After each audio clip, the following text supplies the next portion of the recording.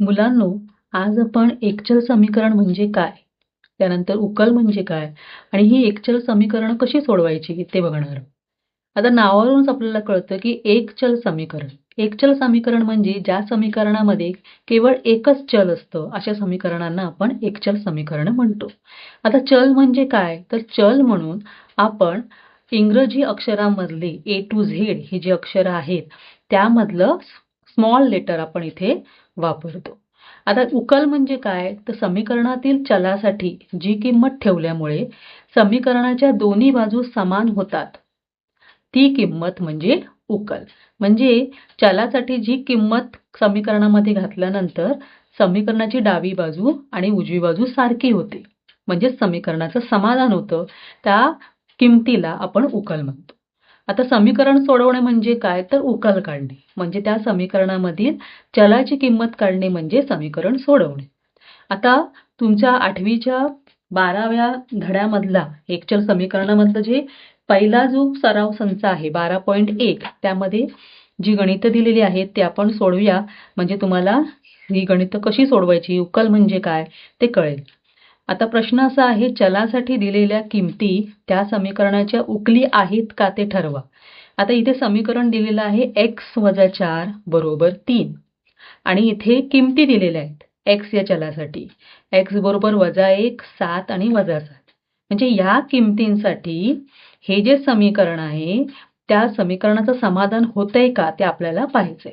तर आपण काय करायचं, अशा प्रकारची गणितं सोडवताना एक एक किंमत त्या समीकरणामध्ये घालून बघायची आणि ती किंमत घातल्यानंतर ज्या किमतीने त्या समीकरणाची डावी बाजू आणि उजवी बाजू सारखी होते, ती किंमत म्हणजे त्या समीकरणाची उकल. आता आपण पहिलं बघूया, x बरोबर -1 ही किंमत आपण या समीकरणामध्ये घालूया. आता x बरोबर -1 ही किंमत आपण ह्या ज्या समीकरणामध्ये जर घातली, तर काय होईल, जिथे x आहे तिथे आपल्याला किंमत घालायची. म्हणजे समीकरण सोडवताना काय करायचं, तर डावी बाजू आधी घ्यायची. तर बघा, डावी बाजू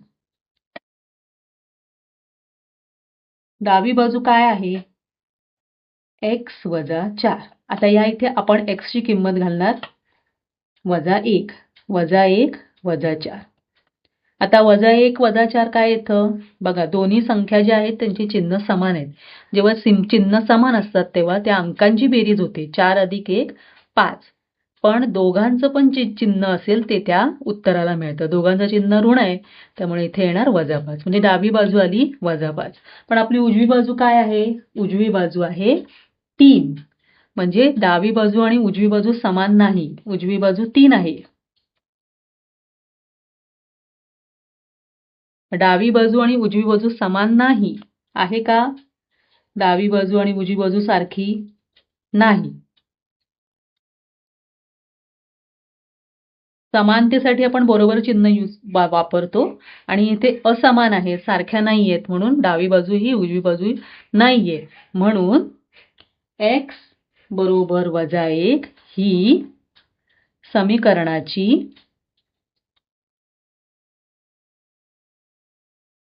उकल नाही.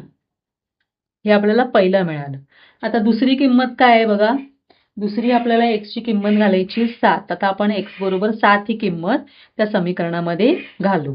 तर डाव्या बाजूमध्ये आपल्याला ती किंमत घालायची. डावी बाजू आहे x - 4. तर या डाव्या बाजूमध्ये किंमत घातल्यानंतर काय होईल, x ची किंमत आपण 7 घालणार. 7 - 4. 7 - 4 किती आले, 3. तर 7 - 4 3 आलं. उजवी बाजू पण काय आहे, 3. म्हणजे डावी बाजू बरोबर उजवी बाजू येते. म्हणून x बरोबर 7 ही समीकरणाची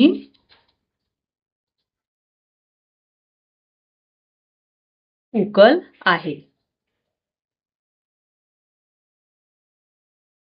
आता याचप्रमाणे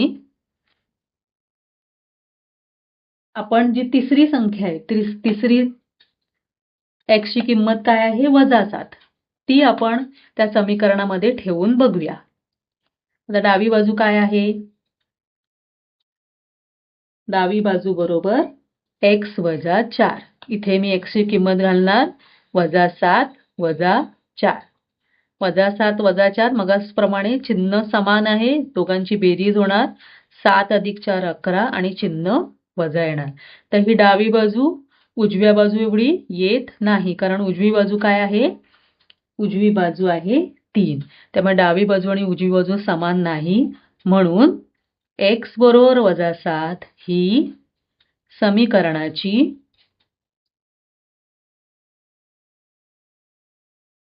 उकल नाही. अशा पद्धतीने तुम्ही चलाची किंमत समीकरणाच्या डाव्या बाजूमध्ये घालून त्याची डावी बाजू आणि उजवी बाजू यांच्यामध्ये तुलना करू शकता आणि त्यावरून ती उकल आहे की नाही हे ओळखू शकता. तर या पद्धतीने तुम्ही जे सराव संच 12.1 आहे ते सोडवू शकता.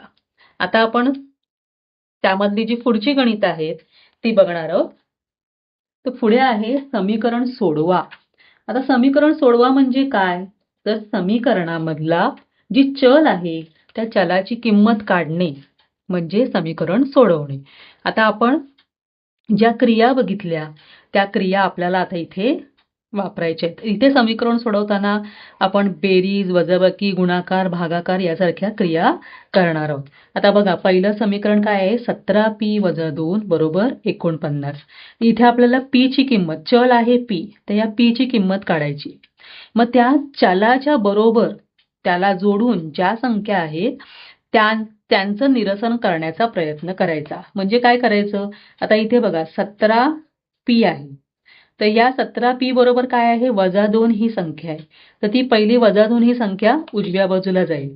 म्हणजेच काय? तर आपण दोन्ही बाजूमध्ये 2 ही संख्या मिळवू. म्हणजे इथे 2 मिळवल्यानंतर हे 2 निघून जातील आणि उजव्या बाजूमध्ये ती 2 ही संख्या मिळवली जाईल. मग काय येणार? 17p बरोबर 49 अधिक 2 51. आता इथे बघा, आपल्याला p ची किंमत काढायची, पण p च्या सोबत आहे 17 आणि ते 17 p ला गुणिले आहेत. मग जेव्हा आपण p ची किंमत आपण काढणार तेव्हा हे जे 17 गुणिले आहेत ते बरोबर चिन्हाच्या दुसऱ्या बाजूला गेल्यानंतर छेदाला जातील, म्हणजे त्याने 51 ला भाग लागेल. म्हणजे काय येणार? p बरोबर 51 भागिले 17 म्हणजे 17 त्रिक 51. इथे p ची किंमत आली 3. कळलं? आता दुसरं बघा, 2m अधिक 7 बरोबर 9. इथे बघा, m ही चलाची किंमत आपल्याला काढायची. मग 2m बरोबर काय आहेत? अधिक 7. ते बरोबर चिन्हाच्या उजव्या बाजूला गेल्यावर काय होणार? ऋण 7. म्हणून 2m बरोबर 9 वजा 7 बरोबर 2. आता बघा, m ची किंमत काढायची आहे. मग m बरोबर आहे 2 ही संख्या, ती गुणिले आहे, त्यामुळे ती बरोबर चिन्हाच्या दुसऱ्या बाजूला गेल्यानंतर छेदाला जाईल. 2 भागिले 2 म्हणून m बरोबर 1. कळलं? म्हणजे डाव्या बाजूला जर बेरीज असेल तर ती उजव्या बाजूला जाऊन वजाबाकी होते, जर वजाबाकी असेल तर बेरीज होते, गुणाकार असेल तर भागाकार होतो आणि भागाकार असेल तर गुणाकार होतो. आता पुढचं गणित बघा, 3x अधिक 12 बरोबर 2x वजा 4. आता इथे आपण काय करणार आहोत? इथे बघा, डाव्या बाजूला पण चल आहे असलेली संख्या आहे आणि उजव्या बाजूला पण चल असलेली संख्या आहे. तर आपण काय करू? त्या चल असलेल्या संख्या एका बाजूला घेऊ. म्हणजे 3x आणि हे 2x जे धन आहे इथे संख्या चिन्ह त्याचं, ते इथे आल्यावर काय होणार? वजा 2x. आणि इथे जी संख्या आहे ती आपण चिन्हासकट घेणार, ती आहे ऋण 4. आणि इथली जी अधिक 12 ही संख्या आहे ती आपण काढू. या बाजूला घेतल्यानंतर काय होईल? अधिकचं होईल वजा 12. कळलं?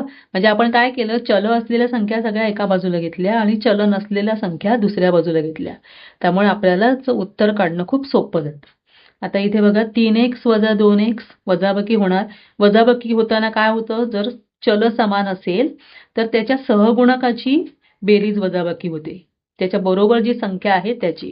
इथे 3 आहे, इथे 2 आहे. 3 वजा 2 1x. x 1 लिहिण्याची आवश्यकता नाही आणि इथे यांची दोघांची चिन्ह समान आहेत, त्यामुळे त्यांची बेरीज होणार आणि चिन्ह दोघांचं जे आहे ते मिळणार. म्हणजे इथे आलं x बरोबर -16. आता बघा पुढचं जे गणित आहे 5 गुणिले x वजा 3 बरोबर 3 गुणिले x अधिक 2. आता ह्या कंसामधल्या संख्या आहेत. तर ह्या कंसाच्या बाहेर 5 आहे, इथे कंसाच्या बाहेर 3 आहे. तर त्या बाहेरच्या संख्येने आतल्या पदांना जेवढ्या कंसामध्ये जेवढी पदं आहेत त्यांना गुणायचं. मग 5 ने x ला गुणल्यावर काय येईल? 5x वजा 5 गुणिले 3 15 बरोबर 3 गुणिले x 3x अधिक 3 दुणे 6. आता बघा मगाचप्रमाणे आपण चल असलेल्या संख्या एका बाजूला घेऊया आणि चल नसलेल्या संख्या दुसऱ्या बाजूला नेऊया. मग काय होईल? 5x हा 3x धन आहे, तिथे आल्यावर ऋण 3x होणार. 6 आधी चिन्हासकट आपल्याला द्यायचं आहे, ते इथे अधिक चिन्ह नाही लिहिलं तरी चालतं. आता हे वजा 15 आहेत. वजा 15 बरोबर चिन्हाच्या विरुद्ध बाजूला गेल्यावर होणार अधिक 15. आता बघा इथे 5x वजा 3x 2x आणि 6 अधिक 15 21. म्हणून आता काय करणार? x ची किंमत काढणार, पण x ला बरोबर गुणिले 2 आहे, ते काय होतील? दुसऱ्या बाजूला गेल्यावर गुणिले असल्यामुळे दुसऱ्या बाजूला गेल्यावर छेदाला जातील. आणि इथे 21 ला 2 ने भाग लागत नाही, त्यामुळे आपण असंच ठेवू किंवा अपूर्णांकात त्याचं उत्तर लिहू शकतो. हे असं लिहिलं तरी चालेल. आता पाचवं बघा 9x छेद 8 अधिक 1 बरोबर 10. आता इथे बघा 9x छेद 8 आहे आणि अधिक 1 आहे. तर याचा छेद जो आहे 1 चा तो समान नाहीये दोघांचा. त्यामुळे आपण इथे बेरीज केलं तरी चालेल छेद समान करून, किंवा ही 1 ही संख्या आपण जर बरोबर चिन्हाच्या दुसऱ्या बाजूला नेलं तरीही चालेल. तर कसं येणार? 9x भागिले 8 बरोबर ही कधी पण बरोबर चिन्हाच्या बाजूला असलेली संख्या आहे उजव्या बाजूची, ती कधी पण पहिली लिहायची, म्हणजे आपल्याला गणितामध्ये चुका होत नाहीत. आणि त्यानंतर आपल्याला जी संख्या दुसरीकडे न्यायची ती त्यानंतर न्यायची. आता इथे अधिक 1 आहे, ते इथे आल्यावर काय होणार? वजा 1. आता परत बघा 9x भागिले 8 आणि 10 वजा 1 9. आता काय करणार?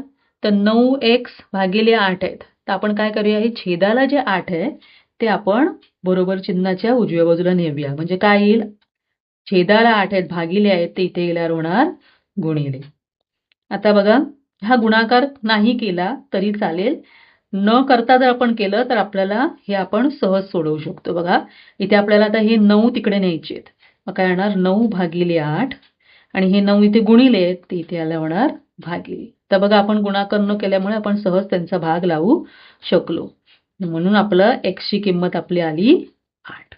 ही त्याची उकल आली. म्हणजे ह्या 8 ह्या किमतीसाठी जर 8 ही किंमत जर आपण समीकरणाच्या डाव्या बाजूला घातली तर डावी बाजू बरोबर उजवी बाजू येते, म्हणून ही उकल आली. आता बघा पुढचं y भागिले 7 अधिक y वजा 4 भागिले 3 बरोबर 2. तर आपण इथे काय करूया? हे दोघांचे जे छेद आहेत ते छेद आधी समान करून घेऊया. छेद समान करताना काय करतात?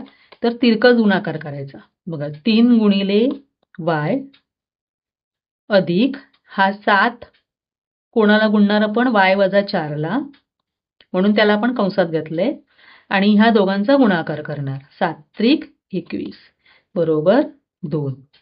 आता बघा ही छेदाला आहे संख्या, ती छेदाची संख्या आपण उजव्या बाजूला नेऊया. मग काय येणार? 3y अधिक 7 गुणिले y वजा 4 बरोबर 21 गुणिले 2 म्हणजे किती येईल? 21 गुणिले 2 42. आता आधी आपण काय करूया? हा कंस सोडवून घेऊया. 3y अधिक या 7 ने कंसातल्या सगळ्या पदांना गुणायचं. 7y वजा 7 गुणिले 4 28 आणि 21 गुणिले 2 42. आता बघा इथे 3y अधिक 7y आहे, म्हणजे इथे दोन्ही ठिकाणी y आहे, तर ह्यांच्या सहगुणकांची इथे बेरीज होणार. 7 अधिक 3 10y वजा 28 बरोबर 42.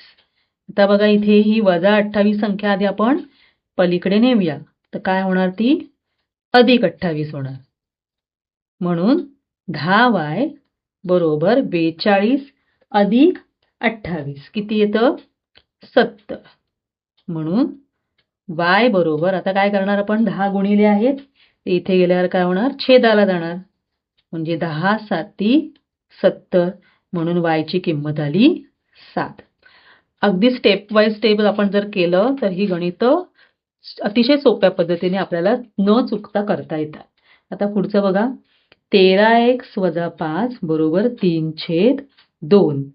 मग आपण काय करणार, आधी या इथे हे जे 5 आहे ते आपण आधी काय करूया, उजव्या बाजूला नेऊया. 13x = 3/2, हे -5 आहेत, इथे गेल्यावर होणार +5. त्यानंतर आपण काय करणार बघा, या इथे छेद समान नाहीये, तो आधी छेद समान करून घेऊया. तर छेद समान करण्यासाठी आपण काय करणार, तिरकस गुणाकार करणार. 3 नेहमी तिरकस गुणाकार करताना डाव्या बाजूचा जो अपूर्णांक आहे त्याचा अंश आणि उजव्या बाजूच्या अपूर्णांकाचा छेद यांचा गुणाकार नेहमी पहिला करायचा. 3 × 1 3 अधिक 5 × 2 10 अधिक या दोघांच्या छेदांचा गुणाकार 2. मग काय आलं, 13x = 10 + 3 13/2. आता बघा, हे 13 इथे गुणिले आहेत या चलाला, x या चलाला, तर ते इथे आल्यावर काय होणार, भागिले, छेदाला जाणार, म्हणजे 13/2, आणि हे छेदाला इथे जाणार आहेत म्हणजे इथे येणार, म्हणजे हा 13चा भाग लागेल इथे. मग आता इथे काय राहिलं बघा, x = 1, इथे वर अंशाला 1 ही संख्या आहे, /2, म्हणजे x = 1/2 ही आपली उकल आली.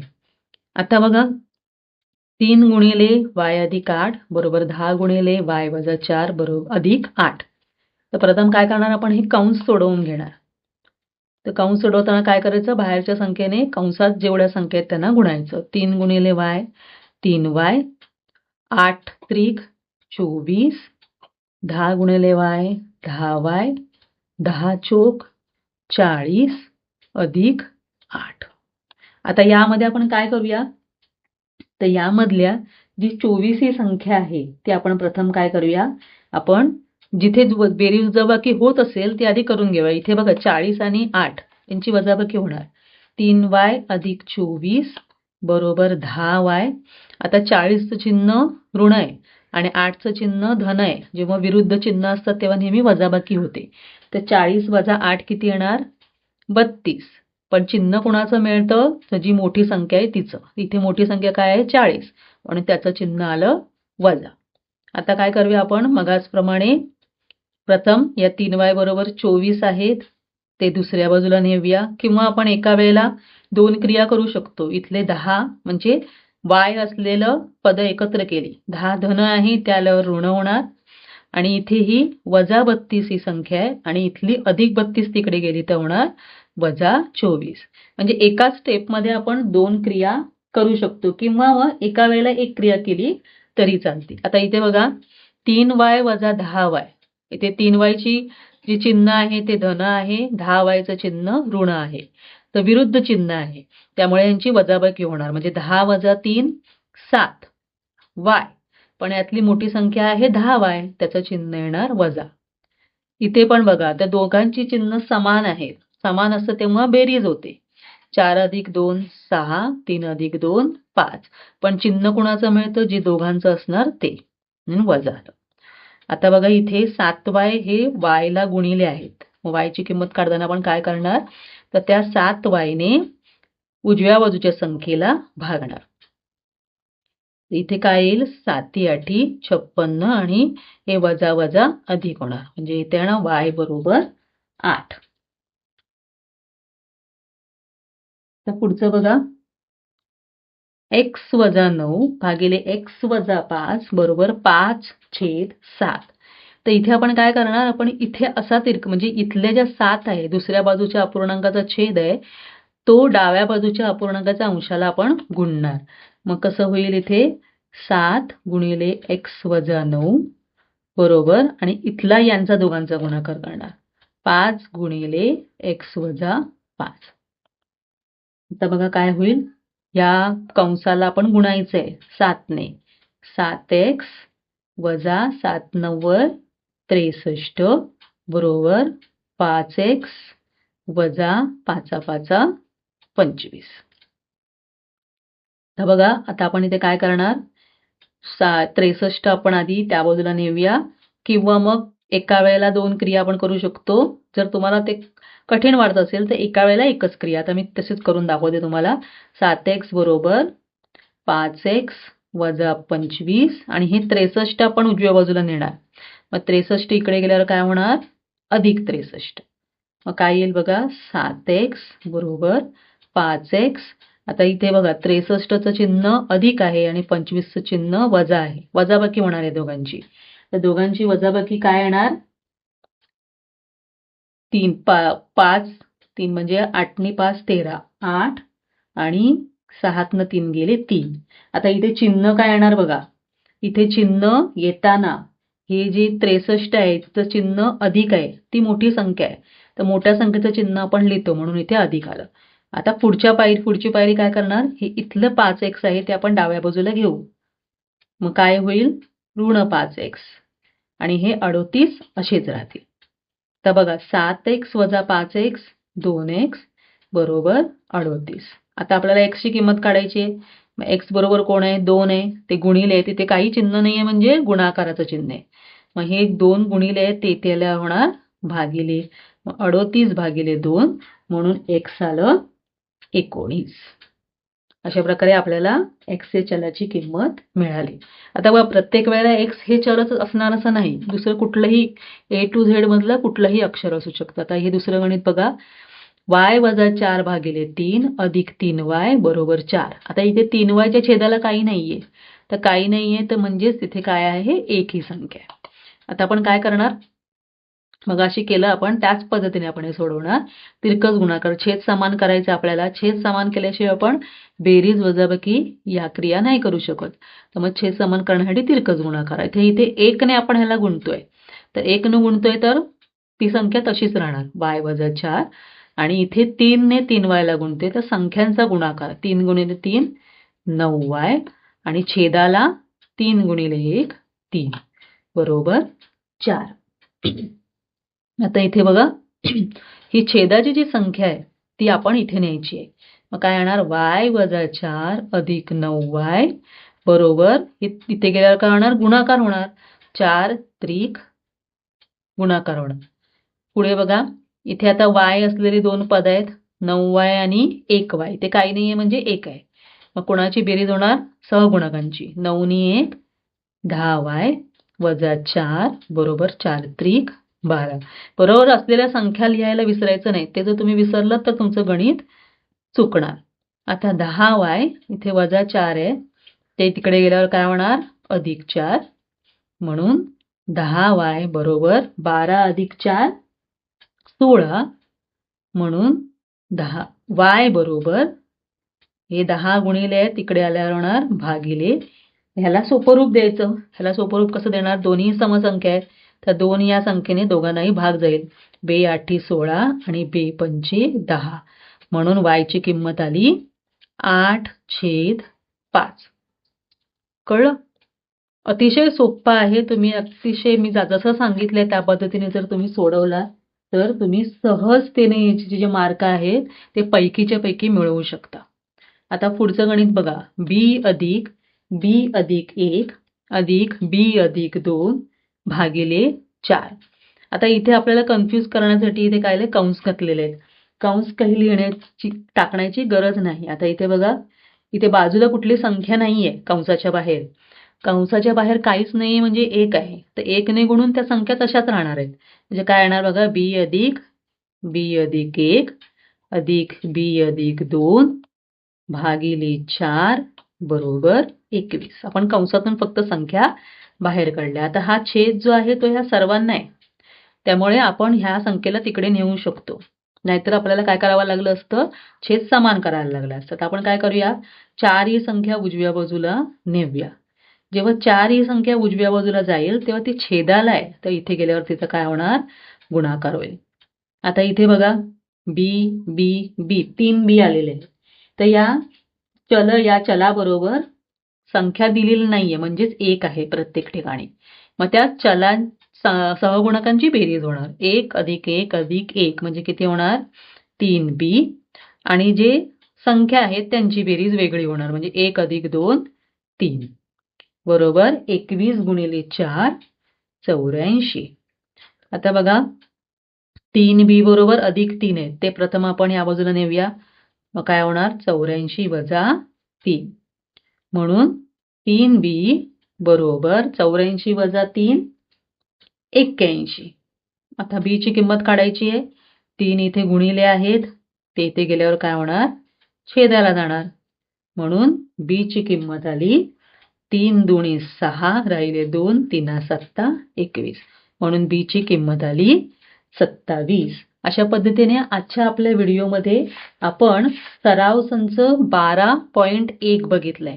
तर ह्याच्या पुढचा जो सराव संच आहे 12.2 जो अतिशय महत्त्वाचा आहे कारण त्यामध्ये सगळी लेखी गणित आहे. तर ती लेखी गणितं जर तुम्हाला शिकायची असतील तर आजच माझ्या या चॅनलला सबस्क्राईब करा, लाईक करा आणि शेअर करा आणि माझा पुढचा व्हिडिओ बघायला विसरू नका. तोपर्यंत धन्यवाद.